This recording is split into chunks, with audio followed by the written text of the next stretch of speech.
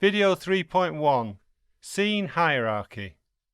In this video we're going to make a study of how scene hierarchy affects motion. Take a look at this swinging rod. It's obviously made from 4 separate elements. It might surprise you to learn that each element has exactly the same motion applied, and yet the lower element swings in place and the topmost swings through a large arc. Can you work out why this is the case? The answer, as you might have gathered from the video title, is hierarchy. Take a look at this address as a starting point.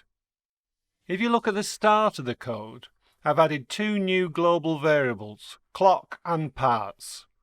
Clock is a useful Three.js class for getting both the elapsed time since the start of the app, getElapsedTime, and for getting the time that elapsed since you last called the clock method getDelta. Both these methods are very useful for animations, as we'll see later. To create a new clock, just enter clock equals new 3.clock.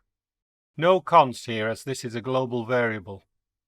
In the update method, enter const theta equal math.sign clock.getElapsedTime.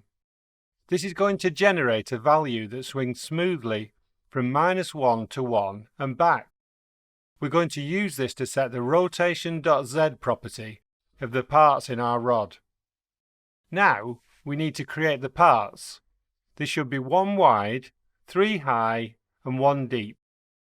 Can you generate 4 parts that match this geometry? Use a Phong material. Pause the video now and try. How did you do?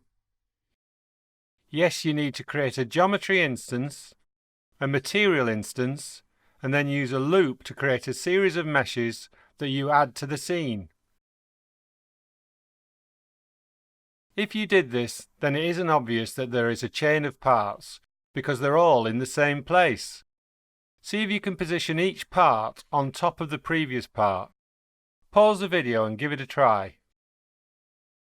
One answer is to add mesh.position.y equals I times 3. Now let's rotate the parts. Add a parts array and then push each mesh into the array. Now in the update function, iterate through the parts, setting the rotation.z property to theta. Give it a try now. Pause the video and try. Did it go well? First you need to initialize the parts array. Then you need to call parts.pushMesh. And then finally in the update function, add parts.forEach part arrow part.rotation.z using arrow functions. Unfamiliar with arrow functions? Then I recommend this link.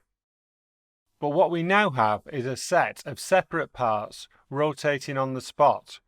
That's not what we saw at the start of the video. Can you fix it? The trick is to make each part a child of the previous part. Give it a try now and see if you can work out how. How did it go? One solution is to enter if I equals 0, scene.addMesh, else parts I-1 add mesh. Here we check if the parts array is empty using I equals 0. If it is, then we add the mesh to the scene. If not, then we add the mesh to the previous part in the parts array. Now each part is the child of the previous part, and so it inherits the rotation of the previous part. Notice now there's a big separation between the parts. Let's fix that. Change the mesh position line to just equals 3. The first part shouldn't be moved at all, so let's move the position code to inside the else block. Better, but the parts are spinning around their centers, not about their ends. We can fix that. The easiest way is to go back to using geometry, not buffer geometry, and then iterate through the vertices array, adding 1.5 to the y component. Previously the vertices were at either -1.5 or 1.5 in the y, because it's centered around 0. Now they will be at 0 and 3 in the y. Rotation will always occur about 0, 0, 0. So the part will rotate about the end now not the middle. Give it a try. How'd it go? My solution was geometry.vertices for each vertex arrow vertex.y plus equals 1.5. Now they swing nicely. But what about sticking with buffer geometry? That's a little more fiddly. Buffer geometry is stored as buffer attributes. To get a particular attribute, you use the getAttribute method, passing in the name of the attribute. Revert the geometry back to buffer geometry, and enter const position equal geometry.getAttribute position. Bearing in mind that position is a name and must be inside quotes. Now the actual data is the array property of this buffer attribute. If you enter for let I equals 1, I less than position.array.length, I plus equals 3, position.array I plus equals 1.5, that should do the trick. The array contains float values. Index 0 will be the x value of the first vertex, index 1 the y value, and index 2 the z value. Index 4 in the array will be the y value of the second vertex, etc., etc.